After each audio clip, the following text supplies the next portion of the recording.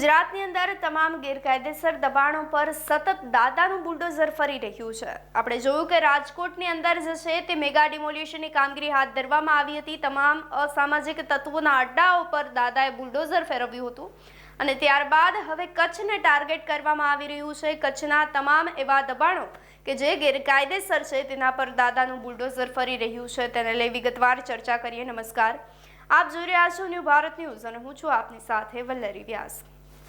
રાજકોટમાં mega demolition બાદ હવે દાદાનું બુલડોઝર કચ્છમાં ફરી વળ્યું છે। કચ્છની અંદર તમામ અસામાજિક તત્વોના અડ્ડાઓ પર દાદા બુલડોઝર ફેરવવાની ઝુંબેશ હાથ ધરી રહ્યા છે। તો ગાંધીધામમાં પણ તમામ ગેરકાયદેસર દબાણો દૂર કરવા માટે ઝુંબેશ હાથ ધરવામાં આવી રહી છે। ગાંધીધામ મહાનગરપાલિકા દ્વારા દબાણ હટાવવાની કામગીરી હાથ ધરવામાં આવી છે। ચુસ્ત પોલીસ બંદોબસ્ત વચ્ચે તમામ ગેરકાયદેસર દબાણો દૂર કરવામાં આવ્યા હતા। તો ભારતનગરના 9B વિસ્તારમાં ગેરકાયદેસર દબાણો દૂર કરવાની ફરજ પડી હતી। લોકોએ જે છે તે સરકારી જમીન પર દબાણો કર્યા હતા તેને દૂર કરવામાં આવ્યા છે। દબાણ પર પાલિકાનું બુલડોઝર ફેરવી દેવામાં આવ્યું છે।